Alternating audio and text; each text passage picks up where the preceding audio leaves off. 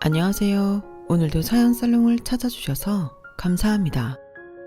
최근에 이혼을 하고 돌싱이 된 30대 여성이에요. 세상에는 못된 사람들이 참 많더라고요. 특히 남의 불행을 이용해 자기 배를 채우려는 인간들이요. 하필 제가 만났던 남자가 바로 그런 부류의 인간이었어요. 연애 기간을 포함해 5년 넘게 살보비며 살아왔지만 일면식도 없는 남보다 못한 인간인 줄은 몰랐네요. 부모님이 이혼하신 이후로 누군가에게 사랑을 받아본 적이 없던 저는 저 좋다는 남편이 그렇게 고마울 수가 없었어요. 비록 나는 반쪽짜리 가정에서 자랐지만 내 자식만큼은 온전한 가정에서 부모 사랑 듬뿍 받고 자라게 하려고 부단히 노력을 했는데 그런 마음이 오히려 제 발목을 잡고 말았네요. 저희 부모님은 제가 초등학교 6학년이 되던 해 이혼을 하셨어요. 사실 두 분 사이는 이미 오래전에 남보다 못한 사이가 되어버렸지만 어떻게든 가정을 지키려는 엄마의 노력으로 수년을 더 버텨온 셈이었죠. 저희 아빠는 밖에서는 한없이 멋지고 선량한 사람이었지만 집에서는 가족들에게 욕설과 폭력을 일삼는 못난 폭군이었어요. 야, 반찬이 이게 뭐야? 넌 집구석에서 하는 일도 없이 빈둥거리면서 내가 벌어다 준 돈은 다 어디다 쓰고 이따위 풀쪼그리만 상에 올리는 거야. 너 남자 생겼냐? 내가 준 생활비 빼다가 딴 놈 아가리에 쳐넣어주고 있는 거 아니냐고. 여보, 무슨 말이 그래요? 나한테 남자가 어딨어요? 애 듣는 데서 그런 말 좀 하지 말아요. 반찬이 부실한 건 죄송해요. 내일부터는 신경 쓸게요. 하, 이게 아주 말 돌리는 거 봐라. 네 눈에는 내가 지금 철부지 애처럼 반찬 투정이 나는 걸로 보여. 난 지금 네 태도에 대해 훈계하는 거잖아. 무릎 꿇어. 당장 무릎 꿇고 빌라고. 아빠는 제가 보는 앞에서 기어이 엄마 멱살을 쥐고 바닥에 무릎을 꿇렸고 30분이 넘게 폭언을 쏟아내며 광분했어요. 엄마한테 남자가 생긴 게 아니냐고 윽박질렀지만 실상은 아빠가 바람을 피우고 있었으면서요. 아빠는 평소에도 자기 기분이 안 좋으면 말도 안 되는 이유로 엄마를 괴롭혔고 그런 아빠 때문에 저랑 엄마는 아빠 앞에선 늘 겁에 질려 있었어요. 그러다 언제부턴가 엄마한테 집요하게 이혼을 요구했고 결국 엄마는 이혼 서류에 도장을 찍고 말았어요. 돈은 필요 없으니까 우리 유정이만 데리고 나가게 해줘요. 야, 내 새끼를 왜 네가 데려가? 그리고 돈 한 푼 없는 게 애를 어떻게 키우겠다고 난리야? 변변한 친정도 없는 게 뭘 믿고 까부냐고. 좋은 말 할 때 순순히 나가라. 험한 꼴 보기 싫으면. 10년 가까이 부부로 살았으면서 아빠는 엄마한테 일말의 애정도 없었던 건지 모질게 굴며 집에서 내쫓았어요. 그리고 얼마 뒤 젊은 여자가 갓난아이를 데리고 집으로 들어오더군요. 아빠가 집요하게 이혼을 요구했던 이유가 바로 이거였죠. 내연녀가 아빠 아들을 출산했기 때문이었어요. 쫓겨난 엄마는 그 후로 몇 번이나 집에 찾아와 저를 데리고 가겠다고 울면서 사정했지만 그럴 때마다 아빠가 폭력을 휘두르며 엄마를 쫓아냈어요. 그러다 언제부턴가 엄마 발길이 끊기고 말았죠. 유정이 너 아빠 말 잘 들어. 네가 아빠 몰래 엄마 만나면 그땐 아빠가 가만 안 있을 거야. 네 엄마가 곱게 새 인생 살게 하고 싶으면 엄마 만나지 마. 애 딸린 이혼녀로 사는 게 쉬운 줄 아니? 애 키우는데 들어가는 돈이 얼만데. 그러니까 아빠 말 들어. 그게 네 엄마를 위하는 길이니까. 그때는 바보같이 아빠 말을 그대로 믿었어요. 나 때문에 엄마가 힘들지 않게 하려면 나만 꾹 참으면 된다고 생각했거든요. 새엄마도 아빠도 저한테는 관심이 없었어요. 새엄마가 낳은 늦둥이 아들한테 푹 빠져 있었으니까요. 제가 대학에 들어가고 학교 기숙사로 거처를 옮길 때까지도 저는 누구한테도 관심받지 못한 채 살았어요. 집에서는 늘 없는 듯 조용히 살아야 했거든요. 식구들 모두가 마치 제 존재를 자기 행복을 위협하는 방해꾼처럼 여기는 것 같아서 스스로 움츠리고 살아야 했어요. 대학에 들어가고 기숙사 생활을 하면서 그때 처음으로 사는 것 같이 살 수 있었어요. 저랑 같은 방을 쓰는 룸메이트가 성격도 좋고 밝은 아이라서 제 또래 여대생들처럼 평범하게 살아볼 수 있었거든요. 유정아, 이 틴트도 발라봐. 넌 얼굴도 예쁜 애가 왜 화장을 안 하니? 이래서야 남자친구 만들 수 있겠어? 초중고 시절에 죽어라 공부한 이유가 뭐겠니? 대학에 들어와 실컷 놀아보려고 그런 거지. 그런 의미에서 나랑 소개팅 안 나갈래? 소개팅? 나 그런 거 관심 없는데. 장학금 따려면 학점 관리하는 것만 해도 벅차거든. 야, 넌 집도 잘 사는 애가 왜 그렇게 장학금에 목을 거냐? 저번에 기숙사로 니네 아빠 온 거 보니까 차도 엄청 비싼 수입차던데 설마 장학금 못 땄다고 니 등록금 안 내주시겠니? 친구 말 맞다나 사실 등록금 걱정은 없었어요. 아빠가 제게 관심이 없긴 해도 학비는 제대로 내주시는 분이었으니까요. 사는 형편도 남들보다 나았으면 나았지 절대 부족하지 않았고요. 하지만 제가 싫었어요. 괴물 같은 아빠가 내주는 돈으로 사는 게 너무 자존심 상하고 싫었거든요. 그래서 어떻게든 등록금과 제 용돈 정도는 내 힘으로 마련하고 싶었어요. 장학금을 따고 과외랑 아르바이트를 하며 용돈을 벌자니 늘 잘 시간이 부족할 지경인데 소개팅까지 나갈 여력이 있을 턱이 없었죠. 하지만 친구는 그런 저를 기어이 끌고 소개팅에 나갔어요. 어거지로 끌려나간 자리였지만 막상 나가보니 나쁘지만은 않더라고요. 여중 여고를 나온 탓에 한 번도 남학생과 가까이 마주 앉아본 적이 없었는데 그래서 그런가 기분이 참 간질간질 하더라고요. 커피를 마시면서 대학 생활에 대한 이런저런 얘기를 나누고 영화도 보고 홍대에 가서 공연도 보는 내내 나도 모르게 신이 났어요. 누군가에게는 사소한 일상일지 모를 이런 것들이 제게는 가슴 설레는 일탈 같았거든요. 그 후로도 친구를 따라 소개팅도 나가고 친구 권유로 영화 동아리에 가입해 동아리 사람들과 영화를 보러 다니고 방학 때는 직접 단편 영화도 찍어보기도 했어요. 다들 학생 신분이라 돈은 없었지만 번뜩이는 아이디어와 발품을 팔아가며 나름 열심히 만들었죠. 완성작은 사실 그닥이었어요. 따로 조명도 쓰지 않아서 밤신의 경우는 너무 어두워서 인물 표정이 보이지도 않았고 전용 녹음기기를 사용하지 않아서 음향은 정말 꽝이었죠. 하지만 그래도 좋았어요. 우리 손으로 무언가를 만들어냈다는 자부심이 있었거든요. 동아리 생활을 하면서 총 6편의 영화를 만드는 동안 저는 전과는 많이 달라졌어요. 내성적이었던 성격도 나름 외향적으로 변해갔고 무엇보다 사람들과 어울리는 게 어렵지 않아졌죠. 그렇게 눈코 뜰 새 없이 바쁘게 지냈던 대학생활이 끝나고 저도 취준생이 되었어요. 바쁜 와중에도 장학금을 따려고 학점 관리를 해왔던 덕에 꽤 괜찮은 기업에 원서도 넣을 수 있었어요. 하지만 평범한 직장인으로 살고 싶지는 않더라고요. 그래서 택한 곳이 광고회사였어요. 실은 영화사에 들어가고 싶었지만 아빠가 반대를 하셔서 차선으로 선택한 게 광고회사였죠. 다행히 졸업과 동시에 입사시험에 합격한 저는 24살이 되던 해 사회인이 되었어요. 제가 취직턱을 내려고 영화 동아리 사람들을 불러 모았던 날 제 룸메이트였던 친구가 그러더라고요. 미안, 실은 그동안 나 니네 아빠 끈아플 노릇했어. 너 기숙사에 들어오던 날 니네 아빠가 날 불러서 그러시더라고. 매달 용돈 보내줄 테니까 너 좀 데리고 놀아달라고. 네가 니네 아빠 싫어하는 건 아는데 내가 보기엔 너희 아빠가 널 많이 아끼시는 것 같더라. 그러지 않고서는 돈까지 주면서 자기 딸이랑 놀아주라고 하진 않을 거 아냐. 그럼 넌 돈 때문에 나랑 친구가 된 거야? 그런 거냐고. 처음엔 돈 때문에 너한테 접근한 거 맞아. 근데 시간이 지나면서 너랑 친해지고 나니까 죄책감이 들더라. 그래서 니네 아빠 찾아가서 더는 못하겠다고 말했어. 용돈도 안 받겠다고 했고. 그랬더니 우리 영화 찍는데 후원해 주시겠다고 하더라.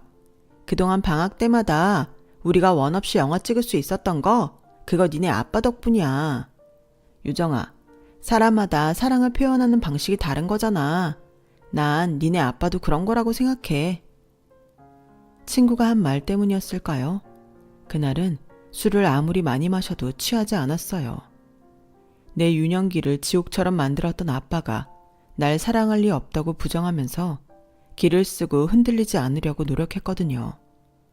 친구 말대로 그게 아빠의 사랑 표현법이든 뭐든 아빠가 내게서 가장 소중한 엄마를 빼앗아 갔다는 건 달라지지 않았어요. 회사에 입사한 후로는 미친 듯이 일에 빠져 살았어요. 입사 2년차까지는 일을 익히느라 정신이 없었고 3년차 때는 뭐든 잘할 것 같은 근거 없는 자신감 때문에 스스로 혹사하며 시간을 보냈고 대리를 거쳐 팀장을 달게 되면서 막중한 업무량에 치여 일 외에는 없는 생활을 하게 되었죠. 그러다가 어느 날 갑자기 번아웃 증상이 와버린 거예요.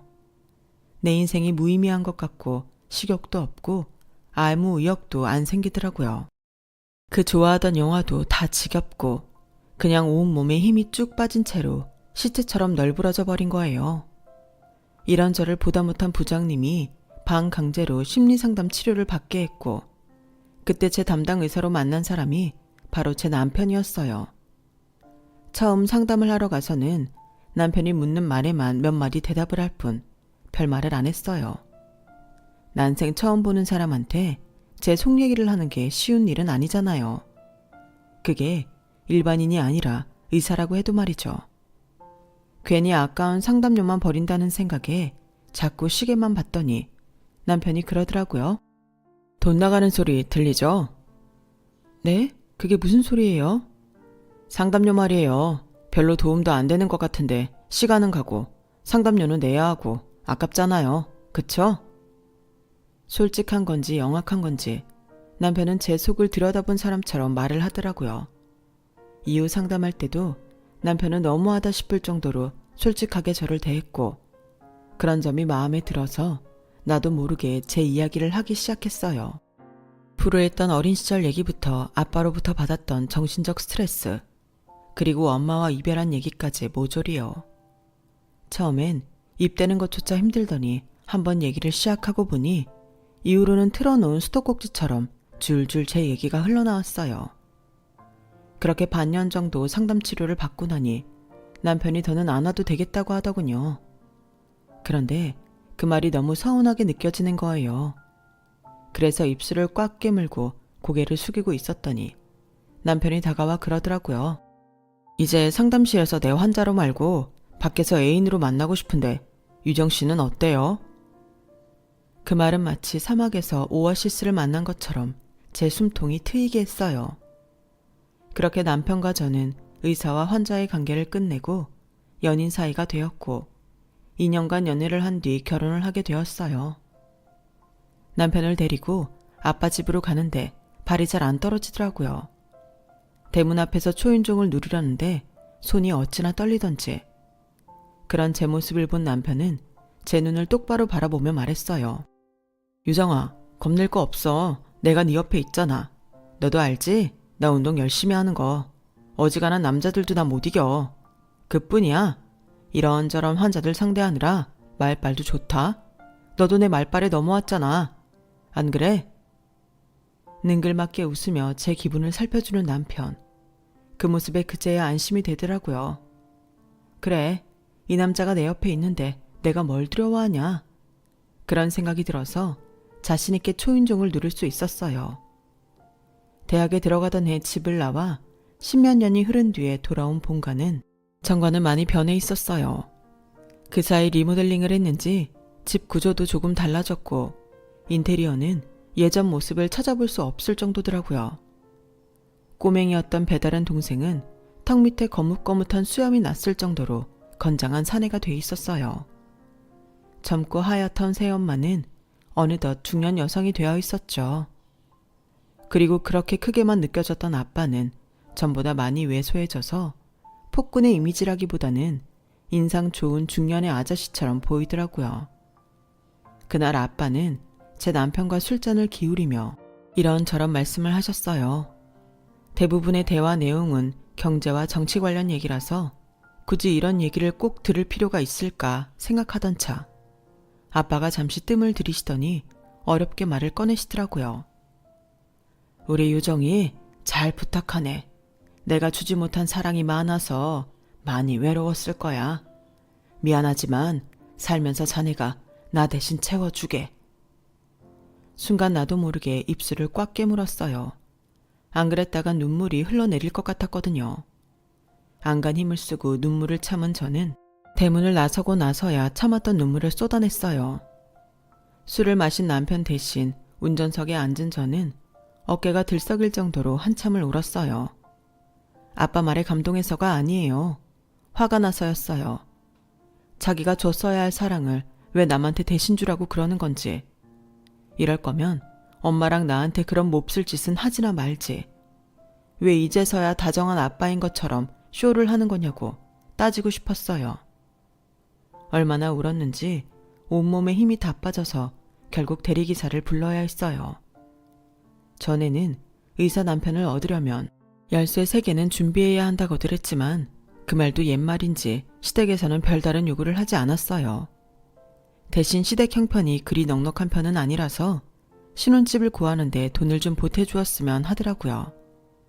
제 전셋집 보증금과 예금 적금을 털어보니 총 3억가량이 되길래 그 돈을 집 구할 때 쓰라고 남편한테 건넸어요. 혼수랑 예단, 결혼식 비용은 아빠가 해주시기로 했고요. 막상 상견례도 끝나고 결혼 날짜가 잡히니 기분이 이상하더라고요. 그동안 한 번도 엄마를 찾아볼 생각을 안 했는데 자꾸 엄마 생각이 나고 멀리서라도 얼굴을 보고 싶다는 생각이 들었어요.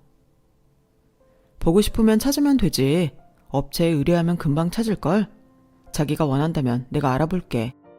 병원 일도 바쁠 텐데 그렇게까지 안 해도 돼. 내가 알아서 할게. 유정아, 우리 이제 결혼할 사이야. 자기 일이면 내 일이기도 하다고. 내 장모님 찾는 건데 사위로서 그 정도 못하겠니? 그러니까 넌 마음 푹 놓고 있어. 내가 알아서 할게. 남편은 저 대신 업체에 의뢰해 엄마를 찾아주겠다고 했어요. 그리고 한 달쯤 뒤 남편이 엄마를 찾았다고 알려주더군요. 남편은 저와 함께 약속 장소까지 가주었어요. 하지만 거의 20년 만에 이루어진 모녀 상봉인 만큼 서로 할 얘기가 많을 거라며 자기는 밖에서 기다리겠다고 하더군요. 서울 외곽에 위치한 전통 찻집에서 20여 년 만에 다시 만난 엄마는 전보다 많이 늙어 보였어요. 엄마 나이보다 더 늙어 보이시는 게 그간 생활이 녹록지 않았음을 알 수 있었죠. 엄마는 시종일관 눈물을 흘리시면서 선뜻 제 손도 잡지 못하셨어요. 널 그렇게 두고 나오는 게 아니었는데 네 아빠 성격을 알면서도 그 집에 널 두고 오다니 엄마가 미안하다. 연신 손수건으로 눈물을 찍어내는 엄마를 보면서도 이상하게 눈물이 나지는 않더라고요. 많이 보고 싶었던 만큼 원망도 많이 해서 그랬나 봐요. 엄마는 집을 나간 뒤 친구분이 하는 식당에서 일을 하셨다고 했어요. 한동안 식당 창고를 개조한 방에서 살다가 근처에 방을 얻어서 나오셨다고 하더군요. 식당에 물품을 대던 남자랑 살림을 합쳐서 7, 8년 정도 동거를 했는데 알고 보니 그 남자가 유부남이어서 헤어진 뒤로는 쭉 혼자 살고 계시다고 했어요. 지금은 생활도 많이 안정돼서 살만해. 그래서 말인데 유정아, 너 필요한 거 있으면 뭐든 말해. 엄마가 결혼 선물로 줄게. 딱 봐도 형편이 그리 넉넉해 보이지 않는데도 엄마는 굳이 결혼 선물을 해주겠다며 몇 번이나 말했어요. 없어. 아빠가 다 해주신대. 그동안 못 해준 거 시집 보내면서 다 해주려나 봐. 그러니까 엄마는 엄마 자신이나 신경 써. 마음과 달리 저도 모르게 퉁명스런 말투로 대답해버리자 엄마는 더 이상 아무 말도 못하셨어요.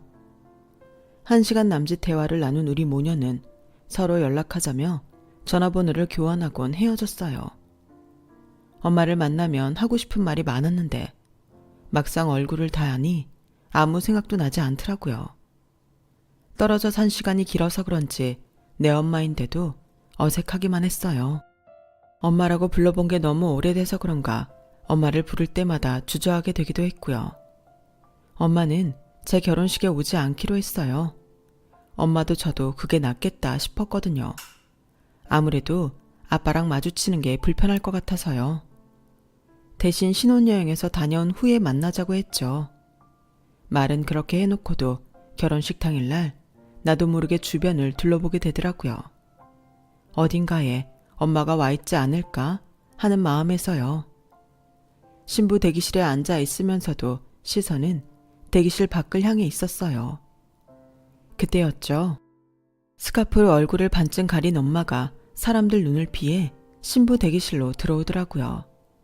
마치 남의 집에 도둑질하러 온 사람처럼 잔뜩 긴장한 엄마를 보니 눈물이 핑 돌았어요. 당당히 혼주석에 앉아 있어야 할 엄마인데, 자신이 낳은 딸을 만나러 온 엄마인데 왜 저렇게 주눅이 들어선 몰래 숨어 들어오나 생각하니 코끝이 시리고 목구멍이 쎄해졌어요. 우리 유정이 참 이쁘다. 미안해. 오지 않기로 해놓곤 이렇게 찾아와서. 그런 말이 어딨어. 엄마가 딸 결혼식에 오는 건 당연하잖아. 이리 와 엄마. 나랑 사진 찍자. 눈물이 글썽한 엄마와 저는 나란히 앉아 사진을 찍었어요. 사진을 찍고 난 엄마는 신부 대기실로 사람들이 들어오자 스카프로 얼굴을 가린 채 조용히 대기실을 빠져나갔어요. 그제야 울음이 터져서 친구들이 달라붙어 눈물 자국을 지워주고 화장을 다시 해야 했지만 그래도 웨딩드레스를 입은 모습을 엄마한테 보여드릴 수 있어서 다행이라고 생각했어요. 시작도 하기 전에 눈물부터 흘린 제 결혼식은 다행히도 무사히 끝이 났고 엄마가 왔다 간 사실은 아빠한테 들키지 않았어요. 신혼여행에서 다녀온 후 다시 엄마를 만났을 때는 엄마도 저도 전보다는 많이 가까워진 상태였어요. 아직 어색한 감이 없지 않았지만 전보다 편하게 대화도 나눌 수 있었고 신혼여행에서 찍은 사진도 보여드리면서 여느 딸과 엄마처럼 시간을 보낼 수 있었죠. 이후로도 엄마랑 종종 문자도 주고받고 주말에 따로 시간을 내서 데이트를 하기도 했어요. 시부모님이 까탈스러운 분들이 아니라서 남달리 시댁 식구들한테 들볶이지는 않았지만 그래도 남으로 살아온 시간이 긴 탓에 종종 마찰이 생기긴 했어요. 특히 요리와 살림을 하는 부분에 있어서 알게 모르게 시어머니가 제 아킬레스건을 슬쩍슬쩍 건들곤 하셨거든요.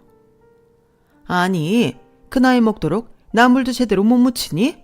하긴 결혼식 날 안 사돈을 보니 너한테 살림을 가르쳤을 리 만무하더구나.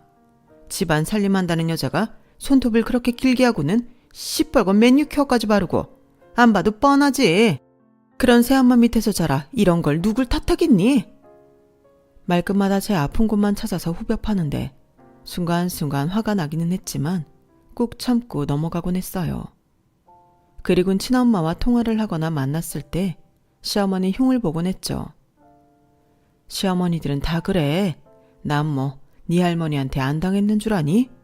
말끝마다 없는 집에서 자라 보는 눈도 없고 할 줄 아는 것도 없다며 얼마나 타박이셨는데 그럴 때마다 친정엄마 없는 게 그렇게 서러울 수가 없었다. 내 딸은 그런 꼴 안 당하게 살게 해주고 싶었는데 엄마가 미안해. 그게 왜 엄마 탓이야? 따지고 보면 다 아빠 탓이지. 내가 엄마한테 시어머니 얘기하는 건 엄마 미안하라고 그러는 게 아니야. 내 편 들어줄 사람이 필요해서 그러는 거지. 이런 일에 엄마 아니면 누가 내 편 들어주겠어? 아무리 그이가 내 편이라고는 해도 자기 엄마 흉보는데 내 편 들어줄 리 만무하잖아. 근데 엄마, 요즘 얼굴이 왜 그렇게 까칠해? 아까 식당에서 보니까 밥도 잘 못 먹는 것 같고 혹시 어디 아픈 데 있어? 엄마는 며칠 전에 삼겹살을 먹은 게 체했는지 속이 안 좋아서 그렇다고 했어요. 그래서 그저 가볍게 넘겼는데 돌이켜보니 그래서는 안 되는 거였어요. 그 후로도 엄마를 만날 때마다 엄마는 식사하시는 걸 버거워하셨고 살도 많이 빠지고 얼굴도 많이 검어진 게 병색이 뚜렷하게 드러나기 시작했죠. 그래서 반강제로 건강검진 예약을 하고 엄마와 함께 병원에 갔는데 생각지도 못한 대장암 판정을 받은 거예요. 부랴부랴 엄마를 입원시키고 남편한테 알렸어요. 과가 다르긴 하지만 같은 의사니까 저보다는 더 잘할 것 같았거든요. 그런데 유정아, 너 뭔가 착각하는 모양인데 네가 이러는 거 나 솔직히 이해가 안 간다. 그분이 널 낳아준 생물학적 친모이긴 하지만 널 버리고 떠난 사람이야.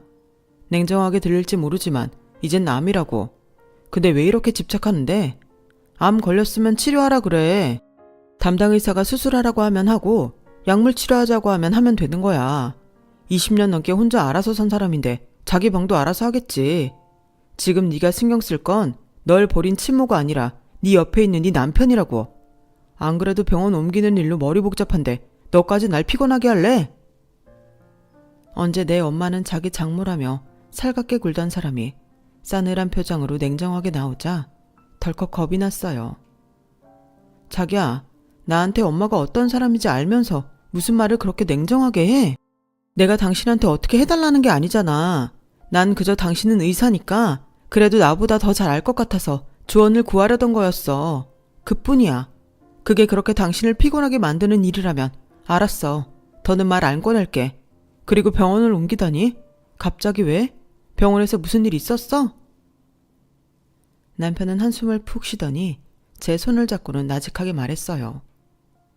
유정아, 너 나 믿지? 네가 보기에 나 꽤 능력 있는 의사 맞지? 너도 나한테 상담 치료받고 번아웃 이겨냈잖아.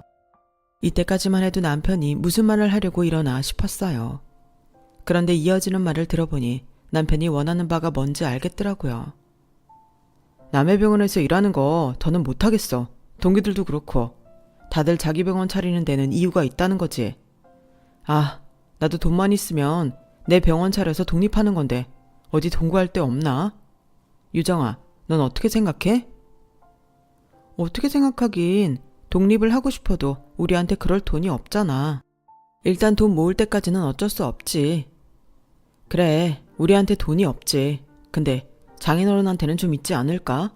까놓고 말해서 나도 나름 의사인데 우리 결혼할 때 너희 집에서 제대로 해준 것도 없잖아. 내 동기들 중에 아무것도 못 받고 이렇게 결혼한 거 나밖에 없어.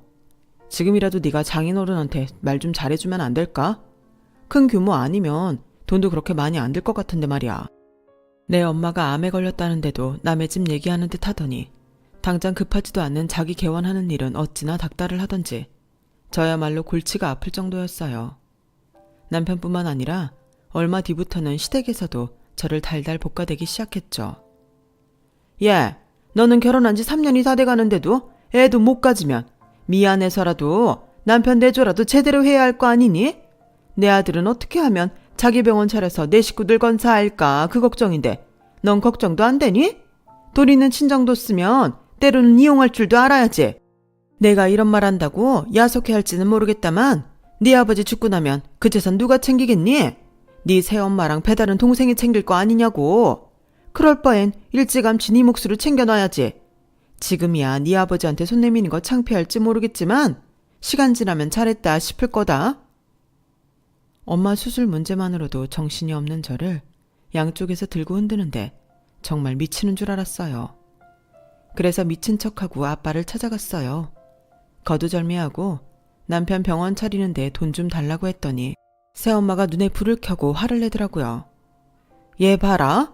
너 지금 맡겨놓은 돈 찾아가니? 어쩜 그렇게 당당하게 돈을 달래? 그것도 병원 차리는데 돈이 한두 푼이니? 어머 여보, 유정이 제 결혼하더니 이상해진 거 아니에요? 당신도 말 좀 해봐요. 열을 내는 새엄마와 달리 아빠는 무표정으로 아무 말씀도 하지 않으셨어요. 그러자 새엄마는 더는 못 참겠다는 듯이 버럭 질렀어요. 유정이 너 결혼할 때 아파트도 해줬는데 병원까지 바래야겠니? 그 아파트가 얼마짜린데? 자그마치 14억짜리야. 네 남편이랑 네 시부모가 하도 닥달해서 용인 땅 팔아 사줬으면 된 거잖아.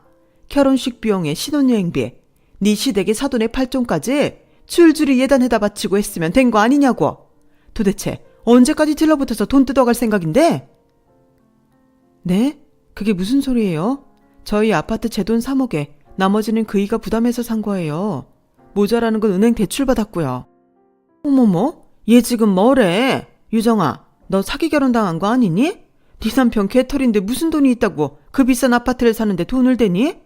네 시아버지 빚 갚느라 결혼 전부터 은행 대출도 다 막힌 사람인데? 너 정말 그거 몰랐던 거야? 새엄마 말대로라면 저는 사기 결혼을 당한 게 분명했어요. 결혼하고 3년이 다 되도록 매달 은행 대출금으로 남편과 제 월급의 3분의 1을 내고 있었는데 그럼 그 돈은 어디로 간 걸까요? 누가 거짓말을 하는 건지 모르겠어서 일단 남편한테 달려가 물었어요. 그랬더니 인상을 팍 쓰며 되려 성질을 내더라고요. 장인어른 그렇게 안 봤는데 입이 참 가벼우시네. 그새 그걸 너한테 다 말했다니?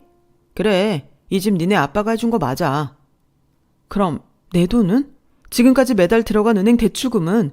그 돈은 다 어디에 쓴 건데? 어디긴 어디겠어. 우리 아버지 빚 갚는 데 썼지.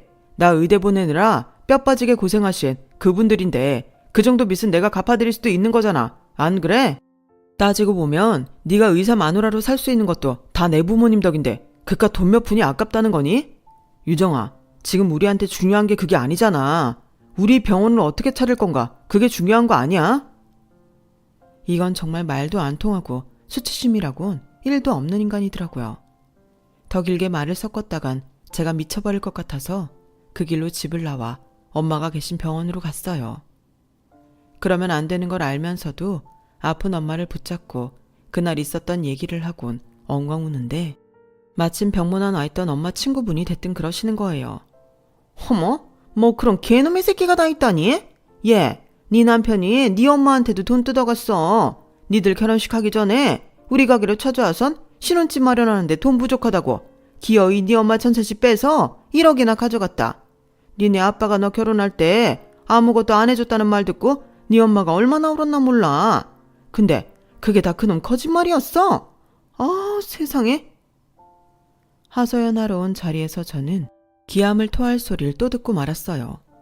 도대체 이놈의 남편놈은 정신 상태가 어떻게 된 놈이길래 내 가족들한테 그렇게 돈을 뜯어갔던 건지.